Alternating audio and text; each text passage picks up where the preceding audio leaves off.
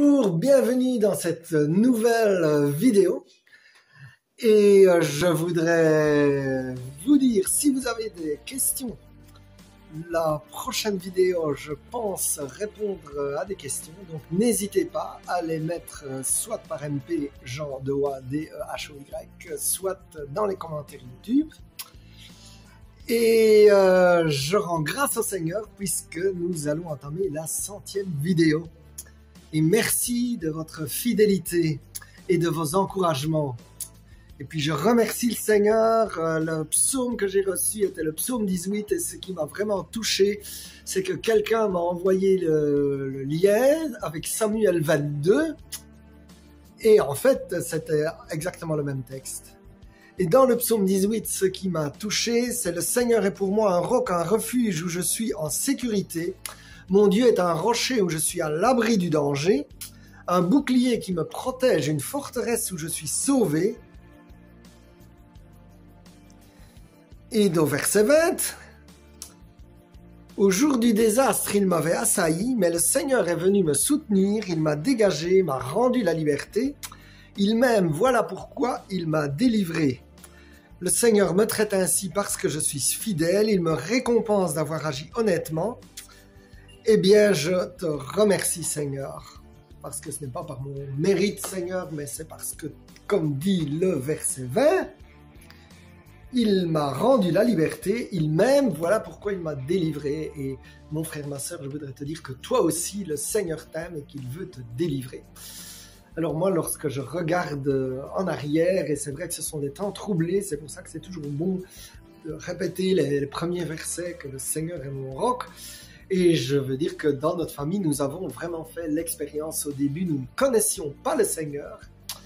Et mes parents étaient en difficulté financière et nous avons toujours vécu dans la pauvreté. Et je me rappelle que tout le monde disait ce sont les Golden 60s et tout le monde partait en vacances. Et à 14 ans, j'étais le seul qui n'avait jamais quitté la Belgique parce qu'on n'avait pas d'argent pour ça. Quelques années après, dans les années 80, j'ai rencontré le Seigneur et le Seigneur est venu avec sa faveur, pas du tout parce que je l'ai mérité, mais avec sa faveur, il m'a donné un bon travail dans une grande banque belge et du coup, votre serviteur, il partait en voyage au Brésil, au Chili, en Israël. Et alors que c'est la crise. Et donc c'est pour ça, mon frère, ma sœur, que c'est vrai qu'on pourrait, si on regarde la TV, c'est clair que ça va être difficile d'avoir de la joie et qu'on pourrait dire le monde est toujours en crise. Et bien sûr, j'ai beaucoup de compassion pour les frères et sœurs ukrainiens. Mais Seigneur, nous voulons aussi regarder à toi. D'ailleurs, c'est en regardant à toi et en priant pour les frères ukrainiens, je crois que nous pouvons faire la meilleure tâche. Et là, je suis vraiment en admiration aussi comment le Seigneur m'a libéré. Et donc combien de fois, je veux dire, quand c'est très intéressant, d'ailleurs je propose que vous faites ça, vous regardez toute votre vie avec les hauts et les bas et c'est très intéressant de voir que dans les bas, le Seigneur est vraiment intervenu, il est vraiment venu aider. Et je pense que si vous regardez honnêtement, vous avez des chances de voir cela aussi. Et si ce n'est pas encore fait et que vous êtes dans le bas à ce moment, eh bien je déclare au nom de Jésus que le Seigneur, il est déjà en train d'intervenir en coulisses et qu'il va arranger les choses. Parce que parfois, il y a des choses qu'on dirait, mais pourquoi toutes ces souffrances? Bien sûr, certaines, par exemple, lorsque je repense à ma première fiancée, la Mireille, je veux dire, le Seigneur frappait à ma porte, je l'ai envoyé promener, j'ai voulu me débrouiller tout seul. Et donc, quelque part, si la maison s'est écroulée, et que le couple s'est écroulé, quelque part, j'ai voulu le gérer sans le Seigneur. Et ça, c'est pas un très bon plan. Par contre, quand on gère les choses avec le Seigneur, cela change.